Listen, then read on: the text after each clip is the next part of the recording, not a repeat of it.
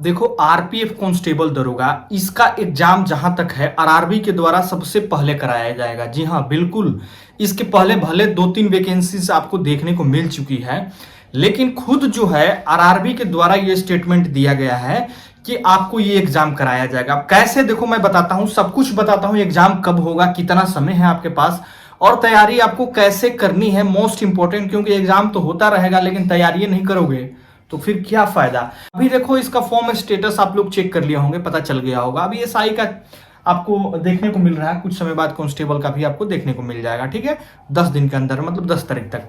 अब सबसे पहले वैकेंसी आई थी टेक्नीशियन की, थोड़ा सा ध्यान से सुनना, तब जो है गहराई तक पहुंच पाओगे, नहीं तो ऐसे ही जो है थोड़ा बहुत वीडियो देख के लोग भाग जाते हैं और फिर बाद में ऐसे ऐसे कमेंट करते हैं कि मतलब कल्पना से परे होता है। ये आई आपकी टेक्नीशियन, ठीक है। उसके बाद से आपकी आई एएलपी, फिर उसके बाद से आपकी आई आरपीएफ, ठीक है। इस तरह से वैकेंसी देखने को मिली। उसके बाद से जो है आपकी एनटीपीसी, उसके बाद और भी ग्रुप डी आएगी, ग्रुप सी लेवल की वैकेंसी इस तरह से देखने को मिली। अब टेक्नीशियन का क्या सीन है कि फिर से जो है फॉर्म आपकी ऑनलाइन हो रही है, ये सबको पता है, फिर से फॉर्म ऑनलाइन हो रही है, फिर से जो है लिंक को एक्टिव किया गया है। फिर उसके बाद से एएलपी का क्या सीन है, एएलपी का आप लोग स्टेटस चेक कर लिए होंगे कि आपका फॉर्म एक्सेप्ट हुआ है कि रिजेक्ट हुआ है। फिर उसके बाद से जो है आरपीएफ का भी जो है आप लोग एसआई का फॉर्म स्टेटस चेक कर रहे हैं, कुछ समय बाद कांस्टेबल का भी चेक करेंगे। अब टेक्नीशियन का फॉर्म अभी भरा रहा, अब सोचो फॉर्म भरा रहा, फॉर्म भराने के बाद से जो है फिर से कलेक्ट किया जाएगा, देखा जाएगा कितने लड़कों ने सही से फोटो अपलोड किया, सिग्नेचर अपलोड किया, फिर उसके बाद से फिर से एक बार बात किया जाएगा इस पे, फिर से आपको मौका दिया जाएगा ना, तो इसमें काफी लंबा समय लगने वाला है। अब इसका एग्जाम जो आपको आरआरबी के द्वारा कैलेंडर सेट किया जाएगा, इसका एग्जाम जो है काफी लेंदी चला जाएगा, मतलब लंबा चला जाएगा, काफी लंबा चला जाएगा। वो आपका हमको लगता है कि यहाँ शिफ्ट हो जाएगा, ठीक है। 3 नंबर पे टेक्नीशियन का एग्जाम शिफ्ट होने वाला है, क्योंकि अभी इसका मान लो कि ये 5वीं बार फॉर्म आया है, मतलब टेक्नीशियन तो पहले आया था लेकिन अब समझ लो कि एनटीपीसी के बाद ये फॉर्म आया है, क्योंकि फिर से फॉर्म भरा रहा भाई, ठीक है। तो ये बात है, तो पहले अब आ गया 1 नंबर पे एएलपी, उसके बाद आरपीएफ, तब एनटीपीसी, तब टेक्नीशियन, इस तरह से, ठीक। अब क्या है कि एएलपी जो है आरआरबी के द्वारा ही बताया गया है कि हम एएलपी से पहले आरपीएफ का एग्जाम लेंगे, ये पेपर कट देख सकते हो आप। तो यहां पे क्लियर हो जाता है कि 99% सबसे पहले एग्जाम जो है आरपीएफ की होनी चाहिए। तो बात को आप लोग समझ गए, आरपीएफ की एग्जाम सबसे पहले होगी इस प्रकार से। अब देखो क्या है इसकी तैयारी। अब तैयारी करने के लिए बहुत लोग बहुत तरह के कमेंट करते हैं कि सर कौन सा बुक पढ़े, क्या पढ़े, कैसे पढ़े। तो आरपीएफ का सिलेबस सिपाही दरोगा दोनों के लिए जो है आपको जीएस, मैथ्स, रीजनिंग, ठीक। अब इसमें जो है आपकी कितने कितने क्वेश्चन पूछे जाते हैं, जीएस से 50 क्वेश्चन, मैथ से जो है आपके 30 क्वेश्चन और रीजनिंग से 30 क्वेश्चन, 30 60 और 50 120, टोटल 120 क्वेश्चन।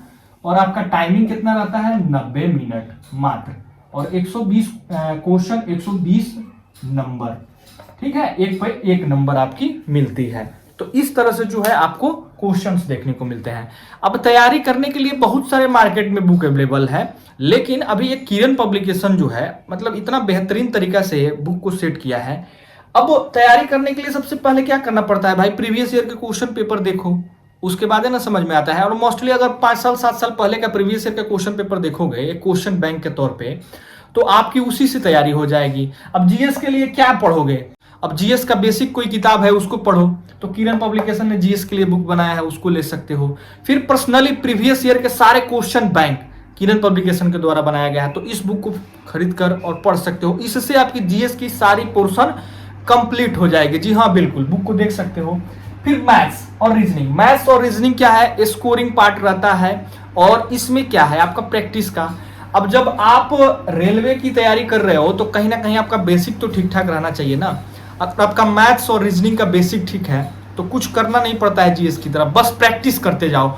जितना क्वेश्चन ज्यादा प्रैक्टिस करोगे उतना ज्यादा आप जो है फास्ट होगे और टाइम मैनेजमेंट आपका सही होगा और क्वेश्चन ज्यादा से ज्यादा कर पाओगे। और कहीं ना कहीं इसमें देख रहे हो कि 90 मिनट में आपको जो है 120 क्वेश्चन करने हैं, तो कैसे होगा। तो किरण पब्लिकेशन ने मैथ्स और रीजनिंग दोनों के लिए जो है पार्टिकुलर बुक बनाया है, इसको ले लो और इससे रोज प्रैक्टिस करो। 50-50 क्वेश्चन जितना समय है, मैथ्स का 50 क्वेश्चन, रीजनिंग का 50 क्वेश्चन, पूरा बारूद बन जाओ। बेसिक ठीक कर लो और उसके बाद बारूद बन जाओ। बेसिक अगर आपका ठीक ठाक है तो आप पूरा प्रैक्टिस करो, दबा के प्रैक्टिस करो। Daily 50 question math, 50 question reasoning, देखो यार 1 मंथ के अंदर में बारूद बन जाओगे। तो ये बात है। तो मैथ्स और रीजनिंग तो भाई दबा के प्रैक्टिस करो जितना कर सकते हो। और जीएस के लिए मैंने बुक बता ही दिया। इसके अलावा और भी बहुत सारे मार्केट में अवेलेबल बुक है, लेकिन ज्यादा बुक पढ़ने की जरूरत नहीं है। एक सामान्य ज्ञान का किताब ले लो और इसके साथ साथ ये प्रीवियस ईयर वाले क्वेश्चन बैंक ले लो। बस इसी को पढ़ते रहो, ज्यादा इधर उधर करने की जरूरत नहीं है। अब स्टैटिक और करेंट अफेयर्स से रिलेटेड भी लड़के क्वेश्चन करते हैं कि सर करेंट अफेयर पढ़ें, स्टैटिक का क्या पढ़ें। तो स्टैटिक तो आपका सामान्य ज्ञान से कंप्लीट हो जाएगा। करेंट अफेयर्स के लिए क्या करना है कि लास्ट आपको 12 से 18 मंथ, इससे ज्यादा पुराना करेंट अफेयर्स नहीं पूछे जाते हैं। लेकिन ये आपको अभी नहीं पढ़ना है, ये पढ़ना है आपको नवंबर के आसपास। जब आपका एग्जाम का डेट आ जाएगा ना भाई साहब, तब आपको करेंट अफेयर्स पढ़ने हैं। ठीक, अभी इस पे बिल्कुल ध्यान नहीं देना है आपके नवंबर के आसपास। ठीक, तो ऐसे आप तैयारी करिए, एक सिस्टम सेट करिए 6 से 8 घंटे का, ये सब्जेक्ट वाइज तैयारी करिए और फिर प्रीवियस ईयर के कोई मॉक टेस्ट लगाइए। ऑनलाइन ही लगाइएगा तो ज़्यादा बेटर है, क्योंकि आपकी ऑनलाइन एग्जाम है। वहाँ पे आप टाइम मैनेजमेंट अच्छे से कर पाओगे, किस पार्ट पे कितना समय दे रहे हो, ये सारी चीज़ें समझ पाओगे। ठीक है, अब देखो थोड़ा सा बात करें गुड अटेम्प्ट की। अभी आप प्रैक्टिस सेट लगा रहे होगे, चाहे ऑफलाइन लगा रहे होगे चाहे ऑनलाइन। ऑफलाइन लगा रहे होगे तो किरण पब्लिकेशन का बुक ले लो, ऑफलाइन मिल जाएगा। अगर ऑनलाइन लगा रहे हो तो ऑनलाइन बहुत सारे मार्केट में इजीली मिल जाएंगे आपको, बहुत सारे मॉक टेस्ट एप्लीकेशन पे, तो वहां से लगा लो। ऑनलाइन लगा रहे हो, अगर आपका गुड अटेम्प्ट की बात करें तो यदि आप जो है 90 से 100 क्वेश्चन सही कर रहे हो ना बाबू, तो आपका अच्छा अटेम्प्ट है, मतलब बहुत बेहतरीन अटेम्प्ट है आपका 90 से 100। और इतना ही के आसपास लड़के रहते हैं, बाकी इससे ज्यादा 110 120 करने वाले तो भाई वो तो एक्स्ट्रा लेवल के लड़के हैं। तो 90 से 100 के आसपास अटेम्प्ट है तो बढ़िया है। 2-4 क्वेश्चन आगे पीछे भी चल रहा तो कोई दिक्कत नहीं है, अच्छा अटेम्प्ट है अगर आप टाइम मैनेजमेंट अच्छे से कर रहे हो तो। ठीक है, अब थोड़ा सा बात करते हैं इसके एग्जाम को लेकर। तो देखो एग्जाम तो जो मैंने बता दिया आपको, और कैलेंडर के हिसाब से नवंबर से एग्जाम आरआरबी के द्वारा चालू कर दिया जाएगा। इसका जो कंपनी है एग्जाम कराने वाले, वो भी कंफर्म हो चुका है, जो कंपनी एग्जाम कराएगी कंफर्म हो चुका है। तो उम्मीद है कि नवंबर या आपका दिसंबर, मतलब नवंबर में तो हमको नहीं लग रहा, लेकिन दिसंबर या जनवरी के स्टार्टिंग से आपकी एग्जाम देखने को मिल जाएगी। और जहां तक है, अगर एएलपी का पहले एग्जाम नहीं होता है तो 99% आपका एग्जाम आरपीएफ का होगा। और जिस हिसाब से ये लोग बात कर रहे हैं, हमको लगता है कि पहला एग्जाम ये लोग आरपीएफ का ही लेंगे। अब भले दरोगा का लें, लेकिन आरपीएफ का ही लेंगे। इसलिए आपको अपना टारगेट दिसंबर तक लास्ट रखना है। दिसंबर तक आपको अपना तैयारी कंप्लीट कर लेना है। दिसंबर में कभी भी आपका एग्जाम देखने को मिल सकता है।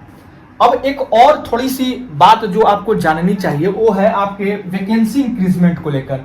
वैकेंसी इंक्रीजमेंट को लेकर, अब वैकेंसी आपकी इंक्रीज कैसे होगी? देखो, सबसे पहले आपकी टेक्नीशियन की भर्ती आई थी। टेक्नीशियन की जब भर्ती आई तो उसका सीट जो है अभी आपकी बढ़ाई जा रही है, अभी जो है आपको मौका दिया गया है। और मैंने एक वीडियो में बताया था कि हो सकता है कि आरपीएफ में भी ये चीजें देखने को मिले, फिर से फॉर्म भरने का मौका मिले, जो कि पॉसिबिलिटी नजर आ रही है। पहली बार टेक्नीशियन की वैकेंसी आई, अभी आपको जो है मौका मिल रहा है फिर से फॉर्म भरने का। उसके बाद एएलपी की वैकेंसी आई, तो एएलपी को तो तत्काल प्रभाव में बढ़ा दिया गया। ठीक, उसके बाद से जो है आरपीएफ की वैकेंसी आई। अब आरपीएफ की वैकेंसी आई तो एएलपी का तो सीटों की संख्या बढ़ चुकी है, टेक्नीशियन की बढ़ गई है, फॉर्म भराएगा आपकी। अब आरपीएफ की बारी है, तो आरपीएफ भी जो है बहुत जल्द हो सकता है इसका भी आपको देखने को मिल जाए ये टेक्नीशियन के बाद। और फिर से जो है एक बार पॉसिबल है कि लिंक एक्टिव कर दिया जाए कि आप लोग फिर से फॉर्म भरें। कुल मिला जुला के ये है कि जो फॉर्म को भरे हुए हैं उनके पास 2 ऑप्शन है। अगर रीओपन होता है तब तो कोई बात नहीं, अगर नहीं होता है तो और ज़्यादा बेनिफिट होगा कि कम मात्रा में लड़के फॉर्म को भरे हुए हैं तो कम कंपटीशन होगा, है ना। नहीं तो फिर से रीओपन होगा, जो कि होना चाहिए भाई, सबको मौका मिलना चाहिए। तो काफ़ी ज़्यादा जनसंख्या में लड़के आएंगे, फाइट करेंगे, क्योंकि 4600 सीट देखकर बहुत सारे लड़कों ने फॉर्म ही नहीं भरा। तो ये हो सकता है। तो देख लो, तैयारी में रहो अच्छे से। तैयारी क्यों अच्छे से करें ये आप लोग समझ गए होंगे क्यों जरूरी है। ठीक, और एग्जाम डेट भी आप लोग समझ गए हैं। कोई भी क्वेश्चन क्यूरी हो तो कमेंट बॉक्स में पूछिए। इसके साथ साथ इंस्टाग्राम पे फॉलो करके आप लोग पर्सनली कोई भी क्वेश्चन को पूछ सकते हैं।